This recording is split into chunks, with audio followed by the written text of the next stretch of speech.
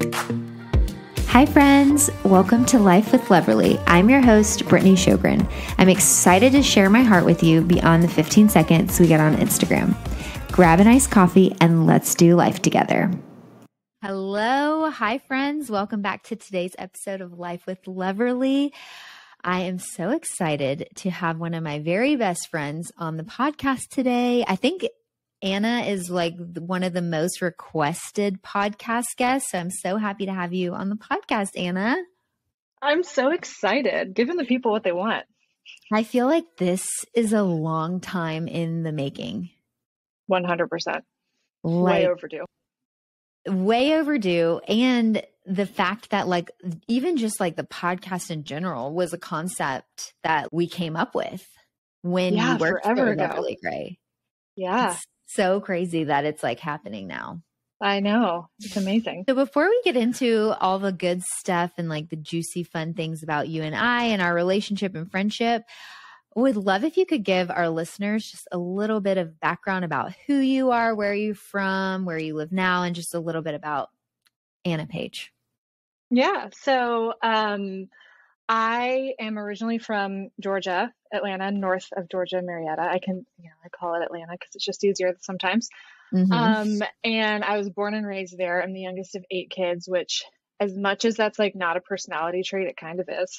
Because that's like a character builder right there.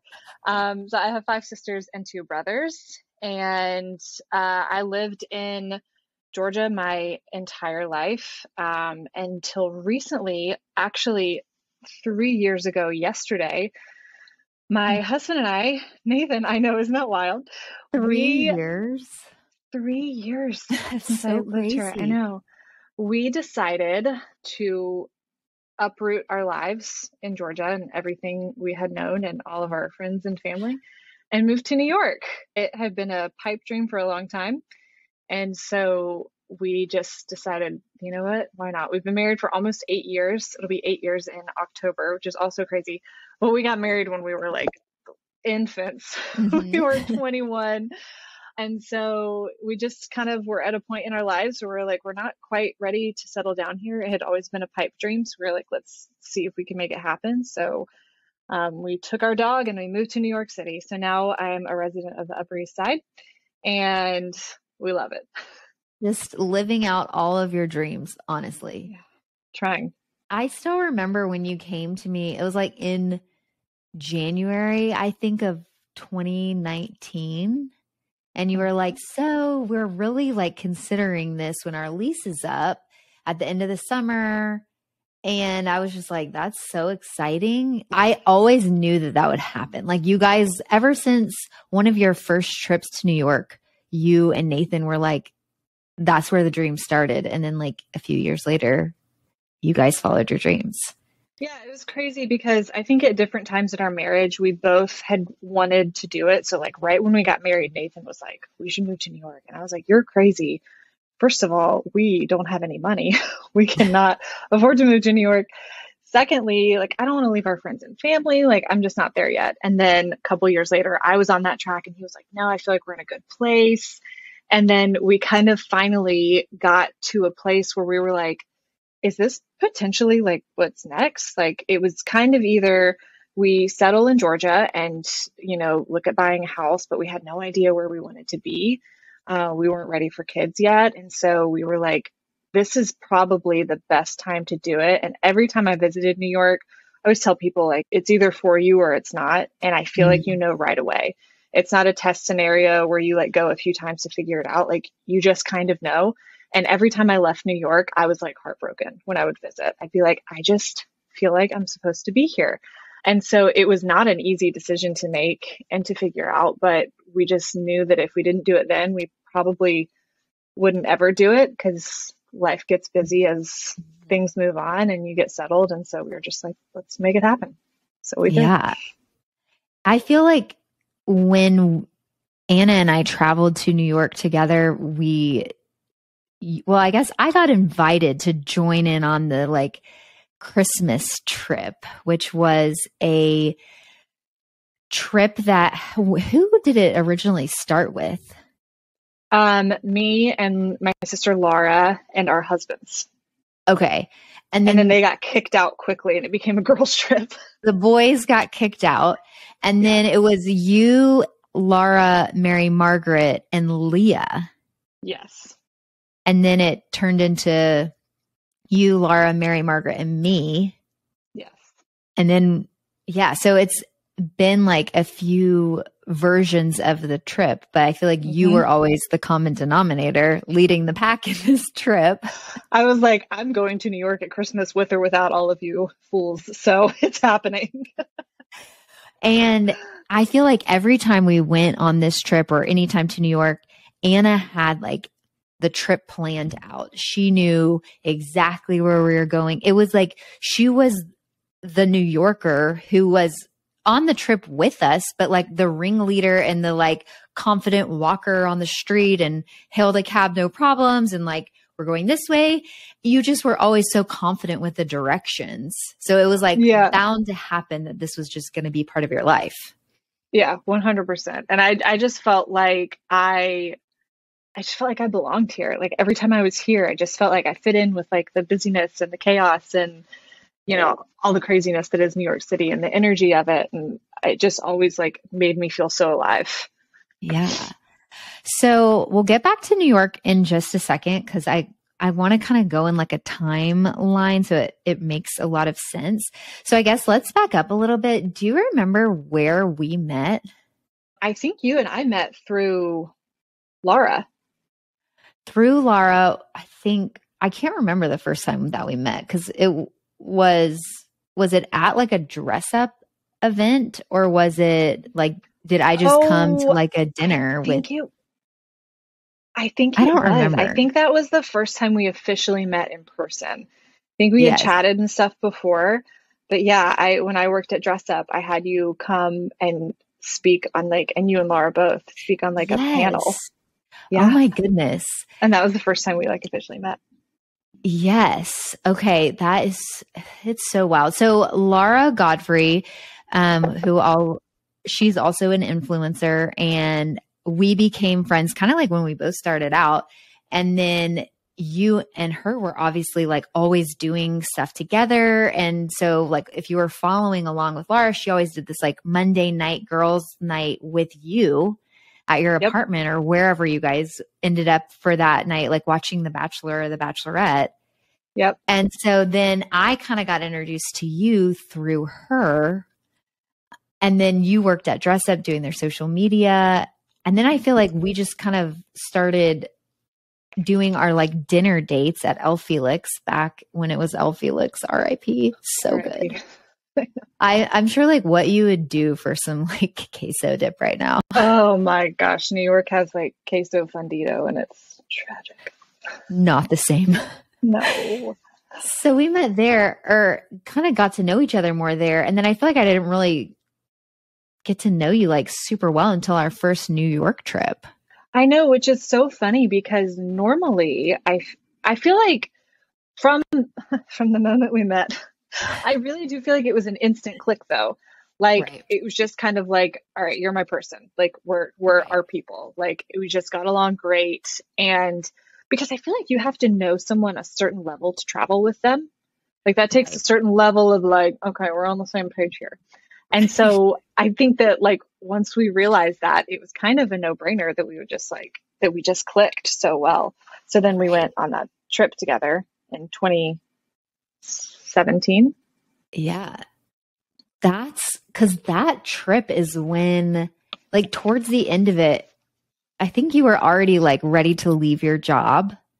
Yes. And you were like kind of looking at jobs online. Like while we were on the trip, you were like, should I apply for this? Yeah. And I'm sitting over here being like, I mean, I feel like I know somebody who might need help. Okay. So here's what happened. So like you said, I was actively, I was really desperate to find a new job at that point. And so I was just going to be like a receptionist somewhere. Like I didn't care. Yes. And we were on our way back to the hotel one night and you were like, I am so stressed out by my DMs. And I was like, girl, let me help you respond to DMs. And you were like, seriously? I was like, yeah, it takes me 5 seconds. This is my job. Like I can respond to some DMs. I can throw some links out. I can help people direct them to the website, like whatever. Like I can totally do that. And you were like, okay. So like any downtime, if we were in the car before I went to bed, whatever, I was like responding to your DMs. Yeah. And you were like, well, I'll buy you coffee since you're like, and on those trips, we drank a lot of coffee. So I was like, great. So you're like, I'll buy your coffee. It's like the least I can do. And then we started, I mean, it was only a 4-day trip, 3 or 4 day trip, but we were scheming hard. Both of us were. Because I was like, also, you were trying to get the number of like 99 plus on like the requested. You were like, oh, we're getting that down. I know it was like a challenge to me at that point. But also in the back of my mind, I was like, I'm going to impress her with this. I'm going to show her how fast I can work. And so it was hilarious because we were both just like scheming the whole time. But in my mind, I was like, this would be too good to be true. Like it would be too perfect for this to like all roll out this way. Like there's no way. But I was like, but I mean, what if it did? I know. And I feel like we kind of like all in a group were like joking, like, oh my gosh, like what if you worked with Brittany and then we were kind of like, wait a second, like what if? Yeah. And I remember we were walking to, I think it was our last morning, and we were going to have brunch at the Smith or breakfast. Mm-hmm. And we were walking, and you and I kind of like walked back a little bit, and we were talking. Mm-hmm. And I was like, so, okay, realistic. It was almost like a little mini interview. And I was like, you know, asking like, what do you like, where do you see yourself? What do you like? What can you bring to the table? Because I had been full-time with Loverly Gray. This was like rounding out like my first full year. That's crazy. And I know, of being full-time. So 2 years with the blog total. And so I was like, I really need like help. Like I was like, gosh, I can only imagine if I just had somebody helping like with DMs or could help me with like photo shoot prep and like what we could start doing. And so I was kind of like starting to look for that person anyway, but knowing me, I was like, I can just continue doing it myself. Like, I don't need help. And I was like, no, allow me. And then do you remember when we were in the lobby at the Palace and someone recognized you and they were like, oh my gosh. This was like I actually did an interview with a girl last week, and I was telling the story about my previous job because I was like, this is my favorite. But one of your followers was like, oh my gosh, I love following you. Can I get a photo with you? And I was like, yes, let me take it. I'm Brittany's assistant. It's so nice to meet you. Absolutely was not. But you know, they say like dress for the job you want, not the job you have. That's just like what I did, but in that moment. Exactly. And the girl was like, just like, it gave me like street cred too, that like I had an assistant and she was here. Yep. And even though she wasn't technically my assistant yet, I remember like that was, that whole just trip like, was so much fun. Planted that little seed. And then it was, I mean, I think it was only a week after that we kind of got everything settled. Like we acted fast. Yeah. Well, because you were like, I'm leaving this job regardless. Like if I have something lined up or if I don't, this is going to be my last day.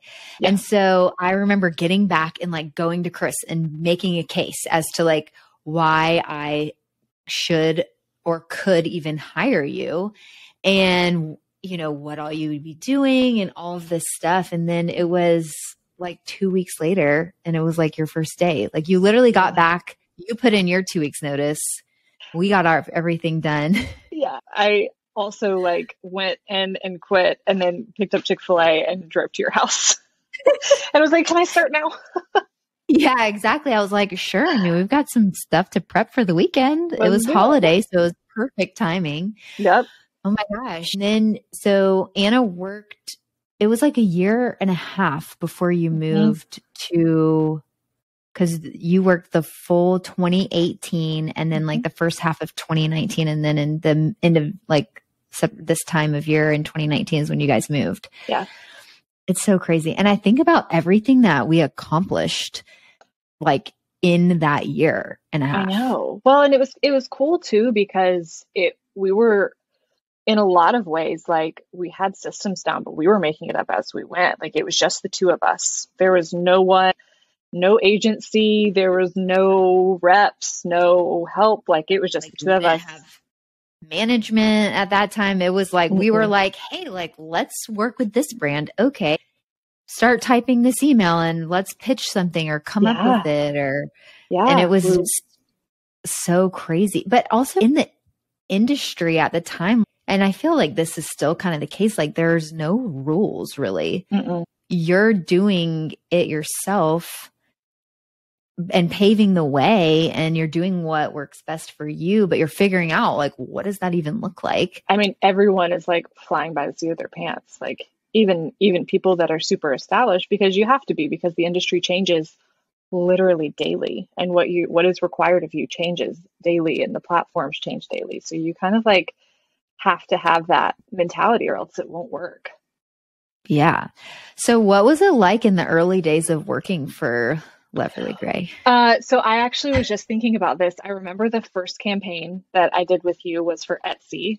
It was a gift guide, and we did like a flat lay with like twinkly lights and stocking stuffers or something like that. It was hilarious because I would come home and Nathan, my husband, would be like, what did you guys do today? I'd be like, well, we had to go to Target and we had to go do some returns, and we took some photos, and he was like, your job sounds hard. I'm like, it's amazing. Okay. Don't get me wrong. But it was anything and everything that needed to be done. Everything from like management of calendar to pitching to being your photographer, iPhone photos, to like just anything. It changed every single day, but that's what made it so fun and kept it so interesting. Yeah. There was like never a dull moment. That's for sure. Never. And I feel like half of your job was probably just being a sounding board for me being like, is this actually a good idea? Like, or even just listening to me be like, okay, let me talk this idea through. And then I wouldn't. I can still hear you having those conversations in the back of my head sometimes. Like I will do something like, or be working with a brand or like doing something, and I can literally hear you saying things in the back of my head from like when we first started working together. It's like ingrained in my mind forever. But I think it's interesting too, because we were like really, really close friends at that point too, and then got even closer as we continued. So it was not just a work dynamic, but it was a friendship dynamic too. And so it truly like all just bled in. And when I first started working with you is when you started your IVF journey. And so that was like a whole other level of just like, we got deep fast. Real fast. I mean, Anna would like drive with me to an appointment, and she would like sit in the parking garage and like work off of a hotspot while I was getting like going through like IUI, I think was, and then I'd have to give all this blood and do all this blood work for IVF and all the different like layers of that. I mean, that really started before you started working with me all the way. And the first 6 months, it was like part of your job was just, I don't know, emotional support. I was an emotional support animal. Could fly free on Delta. Thanks. I also remember when we went on a trip and I was giving you your IVF shots, and we were like FaceTiming with Chris, and I was like literally giving you shots in your butt. I was like, well, here we are. At this point, let's do it. No, it was so wild, but it was also crazy because the first few months we received like several negative pregnancy tests, like when we were doing IUI. And so like we would be in the middle of a work day, like prepping content or working on whatever it was, doing a try on. And I would get a phone call from the doctor being like, hey, like you're not pregnant. It didn't work. And it would just be like, like tears. I mean, just like defeat. I mean, I feel like I'm going to get like emotional just thinking about it. And it was like immediately like you were just like, it's fine. Like hug it out. let's like, you're going to be okay. Take a moment, call Chris, do whatever you need to do. And it was like the distraction that I needed of like, it's going to be okay. It's everything happens for a reason. Yeah. But I can't imagine like having those phone calls and then like you not being there to like help me pick it back up, you know, or like, cause that was like some rough times. I mean, absolutely. And it was interesting too, because I don't really do like surface level friendships at all. Like I'm very much a quality over quantity type of girl. And I feel like with my personality type, I'm an Enneagram 6. I'm very loyal. Like it was such an honor for me to get to be on that level with you. Like when I feel like I'm like a part of someone's personal life, a part of their family, like that is my like greatest honor. So on top of it being, you know, not that it was like a part of my job to emotionally support you, but it was just like, that was the beautiful like friendship work balance that I feel like we got to experience that a lot of people don't get to experience. Right. And that's, I think, another unique thing about this industry is, you know, I'm sharing my life and day to day. And while a majority of it for me is like outfits and styling and sale alerts, but I feel like for people to trust, they have to know a little bit. So there is some vulnerability out there. And so having somebody in the passenger seat kind of co-piloting Loverly Gray with me, it was like you had to kind of hop into that like friendship really quickly. And I mean, I even remember like I would get like some mean messages or like somebody, you know, taking out their like anger on me because they didn't like what I did. And you were like just as offended. 100%. Like you were like, you know, you'd be like, give me your phone. I'm responding back to this person or whatever. And you're like, because I'm low-key a little bit of a savage sometimes. You're like, let's not do that. I feel like that's when PR Brittany started. So I was like, okay, how are we going to say this? Absolutely. But yeah, it was crazy. And even I'll never forget once I did get pregnant, we like took a pregnancy test. And then the next day, like you came to work and I remember just being like, I'm pregnant. And it was like, it felt like we were all pregnant. Like Chris is like, is this like a Yumi Anna like hug or, you know? How many times do you think Chris said like, is this like a Yumi Anna thing? Like you just got used to it at some point, right? Right. And I remember, I mean, obviously we didn't tell anybody until it was like, you know, safe to tell and confirmed and everything like that with Collins. And in my first trimester, you know, Anna's with me every day. And there would be days I would be like, I'm just so tired. Can't do this. Can you just go home and I'm going to take a nap? You're like, I literally don't care what you do. Just get out of here. I was like, I need to sleep. And I remember Nathan was like, she really sleeps a lot because he didn't know I was pregnant. I know. I was like, I'm taking it to the grave until you tell me I cannot. So he's like, she's a big napper, eh? And then once I was like, oh my gosh, no, you have to tell him I'm actually pregnant so he doesn't think I'm like the laziest. Just like a slacker. Yeah. Oh my gosh. It's so crazy. And then I was also there with you when you were laboring too. Yeah, I know. I feel like I probably would have had you in the delivery room like throughout the entire process. But Chris was like, okay, so like back to this being like your and my pregnancy. It's fair. This is where I draw the line. I guess that's fine. But he was okay with Anna being there during the whole like laboring process and just like, because I mean, for you also had been with your sisters who had like given birth and been through their laboring process. So it wasn't like I was just like, hey, come on into the delivery room. Like, you've never done this before. Yeah. This was like, you know, her like sixth baby. She like witnessed being born or up close something like that. And so that was like really sweet. And I think kind of helped calm Chris down a little bit and just like, and then once we started pushing and Anna like did not want to leave though. No. I think my mom was like, okay, it's time. Yeah. They're about to have the baby.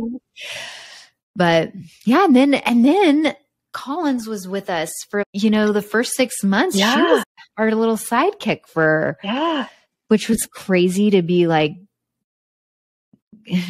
someday I look back on like the time that you were with me and I'm like, how did we do everything we did going through IVF, being pregnant, having a newborn? And my mom would come like 2 days a week and help. So we'd have 2 full days where my mom was like solely taking care of Collins. And then the other 3 days it was me because Chris was still working his job full time. Yeah. And then we didn't have then we put her into daycare when she was 6 months old. I remember that day so well. You like, actually, I think we collectively probably dropped her off together. And we were like, oh, and then you were like, we're going to get pedicures or go to lunch or something. Like I'm unwell. And I was like, you know what? Her first day of daycare was your birthday. Because remember, that's right. I was like, this is going to be a perfect distraction because we did do all that stuff, but it was like your birthday. And like, I was like able to get my mind off of, my I guess not newborn, but my baby being at like daycare. Yeah. And, but then I feel like, it's just, I like look back and think of what I'm doing now. And I'm like, there's no way that I could also have a baby here, like doing everything. We just tag teamed it. We just did. Yeah. It happened. Look, I know it's so crazy. So I guess let's get back into you since the people want to hear all about you and what you're doing. Tell us a little bit more about like your brand and kind of what you are doing on your page and kind of like if there's anything exciting that you have coming down the horizon that you can share with us. Oh, fun. So I have been like sharing outfits on the internet for 11 years now. And I never, ever wanted to do it full time because I thought it was going to be like living at the beach. Like you don't like it as much anymore if you live at the beach. And I wanted to like love it as much as I did. And I also loved all of my other, careers that I had up until this point. But it always started out as fashion. And that's kind of, I think, based on necessity, because like growing up, we didn't have a lot of money. There were 8 kids and then my dad lost his job. And so any type of like, thing that I could get creative with, whether it was for fashion or for home, I had to get very creative. Like I was never the kid that had like the cool latest things because we couldn't afford to. So I was like, okay, how can we make this work on a budget? And so that was kind of always what I loved to do. And I felt like I could, sounds so cliche, but express myself with how I was dressed. And I felt like it told a story of who I was without having to say any words. And so it had always just been sharing outfits and styling. And I felt like I did it in kind of a unique way. Like I kind of had a unique way of dressing and styling things. And eventually that also, well, I guess behind the scenes the whole time, I always loved like home decor. And any apartment that we had, like our first apartment, my husband's parents bought us our couch, and we had a coffee table from Goodwill that I thrifted and flipped and painted. And like, we were just like thrifting our way through life at that point. And so, but I always loved to have like a home that was curated. I didn't share it a lot, but it was always just something I was passionate about. So fast forward to now, and those are still the 2 basics of what I do is fashion or home. When I moved to New York, I lived in a high rise on the 41st floor, and it was a very like modern apartment. And so, but it had a beautiful view. And so when I started sharing that, people started getting a lot more interested in my home design stuff. And I was kind of like, it's kind of interesting. And the style of that apartment only really lent itself to having like a very modern design. But I always felt like I loved like going to my grandmother's house and her like antiques and paintings and these like ornate frames and candelabras and all the stuff that I always loved, but I didn't quite know what to do with. And so turns out I just needed 100-year-old apartment to fulfill everything. And so then we moved, and I felt like I got to unleash the home side of things and really start to dive into that. And I think that that's, I will always do both. I'll always want to do like home and along with fashion, just because the fashion feels like a true hobby for me. Like it's just something that I'm doing anyways, so I might as well share it. But the home design of things has really taken on like a life of its own that I don't think I ever expected to head in that direction. So actually, fun things coming up on Wednesday. We have a photographer coming to take pictures of the apartment for like an editorial magazine feature. So that's going to be really fun. And that was always one of my big goals, was to have our home be in a magazine. I would prefer to be behind the scenes like all day, every day, if it was up to me. But that's kind of something fun that we have coming up. And I think the home stuff has just been like something I never expected, but am enjoying so much. I love that. Congratulations, by the way. I mean, I am so proud of you for just following your dreams and going after your passions. And you truly are so unique in what you're doing. Like it's obvious like that you set yourself apart, but you do it in such a unique way that it's like tailored to, like, when you lived in the high rise, it was beautiful, but I feel like where you live now, this is like the inside of like your soul. 100% could not have said it better myself. Absolutely. And I feel like in a lot of ways, I think about this mentality a lot. I don't really know what it was about moving to New York, but I feel like I figured out who I was living here. And it's hard with like following influencers and being influenced by so many different things. It's hard not to be like, okay, who am I like at my core, and what do I love at my core? And I feel like since living here, I have figured out what that is in my style, in my home, and then that has rounded out so many different aspects, just like being able to figure out like who I am. I'm also like, I feel like when I moved here, I was young. I still feel like I'm kind of young. And so it's just like, I don't know, it feels like your 20s are the time to figure that out. And I feel like I'm like at a point where I'm like, this is who I am. No doubts about it. It's okay if it doesn't look like other people, but this is what it is. I feel like when you dyed your hair or like went back to your like natural hair, because Anna used to have blonde hair and now it's like beautiful brown, but that to me is where I feel like you like came into yourself even more. 100%. And then like, yeah, but it's so funny that it took like a move just like out of your comfort zone a little bit to kind of unlock what some of those things that are so true to you are. Yeah, I think it sometimes you need like a change of scenery, and whether that looks like, moving a room to get a different view or moving a city, because like I couldn't get out of my own head being where I was. And so I had to up and move and shake things up. And now that I figured that out, there's like, it just feels so like sure and steady. And then the hair obviously helped too, because it's just like my natural color. So it's like, me. I'm back. Baby.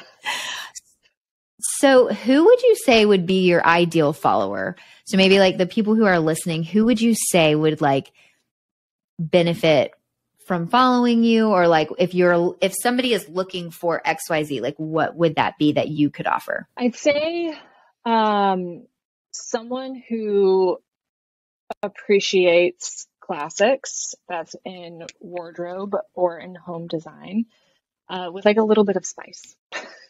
Like you got to have like a little bit of spiciness. You can't be like boring, but I think that someone who appreciates like a foundation in classics is gonna be in a good spot. And also like, a Chanel handbag every now and again.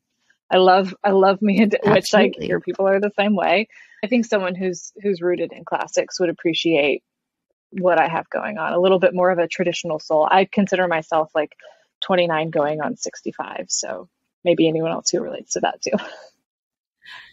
Coastal grandmother is like, what is that? Like what you. is that trend? A trend? That's a lifestyle. It has You're been. Like get out of here. This is just called the Anna page. Come on. Anybody really knew. Yeah, that's hilarious. You know, I feel like, I know for me, I go through these like ruts sometimes of like, what should I share? It's very overwhelming, or it can be at times when it's like, I need to share this. I need to do this, you know, and I always loved sharing workwear. That's where I started. But then I feel like if I got too far out, I would get like lost, or it wouldn't be what I truly was like good at. And I remember you would always be like, if we were having a moment of, what should I share? I don't know. I'm not seeing anything I really love. It would always be like, okay, what's like the basics for you? Like, come back to what you consider are the basics. Have we shared, you know, this classic, you know, white V-neck? Let's style it a few different ways. Your people love when you do the 3 ways to wear. And so even then, like, you would always remind me, like, let's get back to the basics or the classics. And so I always appreciated that, because it was able to like kind of reset my mind to be like, okay, you're right. Like, let's take away all of the like noise and start over. And then that kind of like re-inspired me to be like, oh, let's take this button down and do this, or this with it. Or let's add, you know, some pattern in there. And then I could kind of like spice it up from there.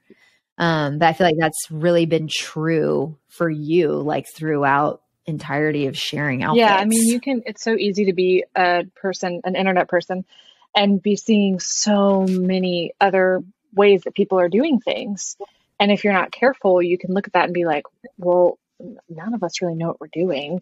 Like, should I be doing that? And if you have a moment of insecurity and you think, should I be doing what they're doing? And that's whether you're an influencer or whether you're just like a normal person, this can happen. But I think like in any sense of it, you have to just come back to like, okay, what is my core? What brings me joy? What is the things why did I start this? And like that kind of grounds you when it gets really noisy. Yeah.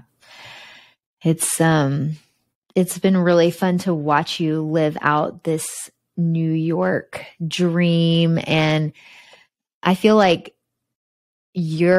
one thing, I'm going to put a link to your TikTok in the show notes so that people can follow you, because this is where I feel like Anna thrives. Like the video creation and just the way your mind works as far as like video goes is so fun to watch as just like a follower. And so many people I know love your video content. That's probably one of my favorite things, is like, because you're like, I feel like trends start and you're like the leader in the pack on like some of these like video trends. That's really kind. I enjoy video. I feel like I enjoy storytelling, and that's like where that gives me an opportunity to do that and like tell a story, whether it's like I'm coming home and it's raining and I'm going to have tea, and like making that a whole ridiculous, unnecessary thing. Or whether it's like I'm getting dressed for the day. I think video is a fun way to portray that, but it's all about like the vibes. And I enjoy doing that a lot. Yeah. I love your recent Christmas video that you did. I think it was with QVC. I was like, this is just Anna. Like, I was so nervous about that. Like, I was nervous about putting that up, because even though I tried to make it very clear that it was like very tongue in cheek, like, obviously I'm not serious. Obviously I'm not decorating for Christmas right now. But like, people people get offended like pretty easily if they feel like you jump seasons too quick. So I was like, well, I'm about to jump 2. So we'll see how this goes. But then it's just a reminder of like, the people that are following me are my people, because they were all like, this is amazing. This is ridiculous, but this is amazing. And I was like, thank you. I appreciate that. Right. But I think there's some people that do things that are ridiculous, and then like that's where it stops. Like it's just ridiculous. Yes. Whereas I feel like you, it's like, this is ridiculous, but it's amazing. And like, I keep doing more of this, you know, and that's, like you said, your people love that and they live for your like New York apartment at Christmas. I know I do at least. Ready. I've been like re-looking at videos and rewatching videos from last Christmas, and I'm like, oh man, let's go. Gosh, I know. I am ready to come to New York. It's been a minute since I've been there, pre-COVID times. I know. So I came with you guys to help move in and like get everything like settled, which was so fun. And then back a few weeks later for New York Fashion Week, which was also so fun because we stayed at your apartment and like just had a blast. Oh, then. It was so fun. I miss New York Fashion Week the way, like, because you and I did a few seasons together, and that was so much fun. And I feel like it's just not the same. I would agree. It's different. I even think the whole, like after COVID, the whole New York influencer scene is it's a very different landscape than it ever was before. Because a lot of people moved out of the city and kind of moved on, but the influencer scene is different, and therefore Fashion Week is a different beast. Like last year I was like, I don't know if I'm going to do this again next year, because it's just not the same, but that's okay. Right. I feel like we had so much fun. Just kind of thinking back on some of like my favorite memories with you when you worked with Loverly Gray was definitely Fashion Week. 100%. And like renting those or borrowing those dresses from Sasha and Bobby. Oh my gosh. And getting like our hair and makeup done. Oh, that was Glam Squad. Iconic. And then we did all those like awesome photos in front of the library. Do you remember I wore socks with heels and people lost their minds? Right. But like if you were to look at like what was on the actual runway, it would have been socks with heels. That's okay. It's so funny because I'm in the podcast studio right now, and on the wall I have like some of my favorite outfit photos of me like over the years, and 4 of the 5 of them are from New York during Fashion Week. Also, like just different outfits. You would also come alive at Fashion Week. Like that was because I feel like when you live in, you know, a place like Athens, it's different. Like if you wore some of those outfits out, people would be like, what is going on? But if you wear it in New York, like that's your time to like unleash your fashion creativity, and like that sheer top that you did with the big skirt. Like I loved all of those, but I felt like it was so fun for you to get to like, and that was probably what made it so fun, was getting to like get really creative and draw outside the lines with your outfits for those. I know. I guess I probably could wear that stuff to like on go a to technical. Target. I mean, you could. Like you could. Yeah. But I think it's funny now because while some of my most like memorable outfits are ones that I feel like if I wear here, it's like attention would be drawn to me, when that's not necessarily what I want when I'm just like out and about. Yeah. So it's like a catch-22 because I want to wear some of these that are like the core of me and like what I feel is like my best, but it's like I don't necessarily want to be like, oh, who's that girl? Oh, that's Loverly Gray. You know, like your haircut gives you away wherever you go. People know it's me by my little spot you from a mile away. Okay, do you remember that time that we were at a hotel in Atlanta and I tried on your extensions? Who did you say you looked like? Who did you keep saying you looked like? Like Joe Dirt. You did, though. That was terrible. And then we were like, maybe the extensions are not for her. At least not down your back. The extensions were not for me either, to be clear. I don't know that I should have been wearing them at that point, but it's okay. Everybody makes mistakes. You worked. Who was our friend at the Starbucks that Amber Park? Oh gosh, what was his name? Sean? Jason? I don't know. Remember the guy who he'd always be like, "Hi, it's Jason. Welcome to Amber Park Starbucks." And then every day we drank a lot of coffee. I mean, we still drink a lot of coffee. Let's be real. Twice a day. Are you forgetting the afternoon run that we would make before I would come to your house? Because I would like pass that Starbucks. So I would like pull in, get us Starbucks, and then like show up at your house and be like, let's go. And then in the afternoon, we'd be like, we're tired. Let's get another, shall we? Chris was like, yes. What are you guys doing? I feel like I appreciate the amount that you still drink coffee.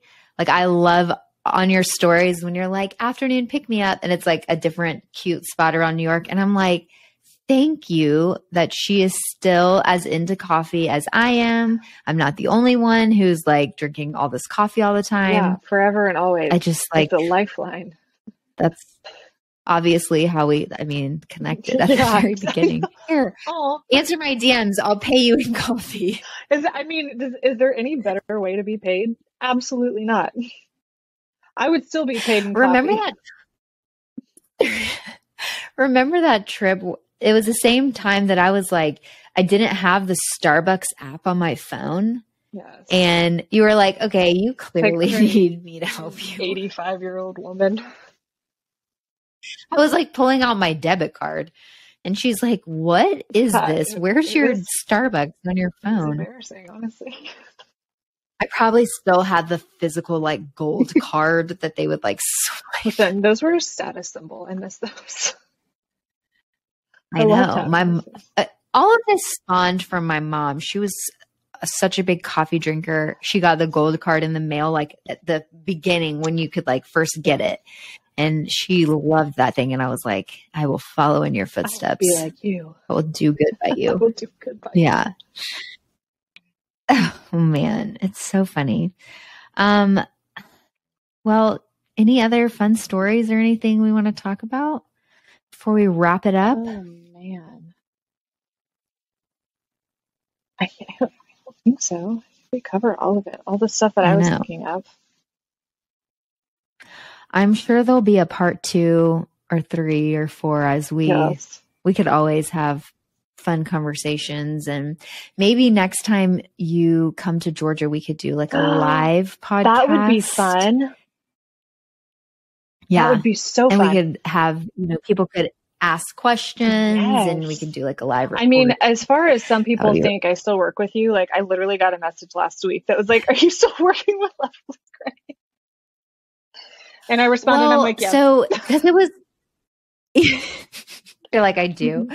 It was kind of like, I feel like some of my OG followers will remember how emotional it was for me on your last day and like right before you moved, because at first you were still working for me just remote. And then we were like, okay, this isn't, really going to make sense in the long run. And so we kind of tried to make it work, but it was like, I was on my stories like crying, being like, Anna's gone and like, I'm so sad. And this is crazy. It's like a close of like a chapter and, but I know people, it was never really clear. I wasn't ever like, okay, FYI, like she doesn't work here anymore, because you sort of did so, like, for a little while. And I was like, don't say that. Don't speak those words. You're like, like emotionally, sometimes I'm like when I'm like, I just want to work for someone else. Cause I'm sure you have those days too, where you're like, I think it would just be easier if I just like had a boss who gave me a to-do list and I could just do those things. And there are days that I'm like, well, if all else fails, I bet Brittany would take me back. I could go work with Brittany again. Yeah, we would have a great time. That's for sure. No doubt. I know. Yeah. So it's funny because I'll do like a, random Q&A and they'll be like, what's Anna doing for you these days? And I'm like, she doesn't work here anymore, but years, Linda, what do you mean? literally 3 years, which is still so crazy. I cannot believe that it's been 3 years. It feels like just yesterday. I know. I also feel like I've like always been here. Like thinking of when I didn't live here is very odd for me, just because it feels, and we built so much here too. Like when we moved here, we didn't know a single soul. Like I didn't have any friends. Yeah. The influencer world did me dirty as far as trying to make friends. I was like, these are not my people. And so we just like luckily found our community and made it work. But it's crazy. It's crazy. Yeah. Yeah. Well, you're thriving and I'm so proud of you. And I'm so happy that you were on the podcast. Thanks for having me. Of course. Where can everybody find you? On the internet. You can find me at Anna W Page. Same on TikTok. And then our website is the Page Edit, where we have a lot of fun. Sweet. And Nathan also helps you and does he writes some blog posts and shares some, men's things, and his just mind is on there as well. It's not just you. He's a phenomenal writer. So anything that's good is probably written from him, and anything that you're like, that's probably me. That's how you can distinguish if you need to know.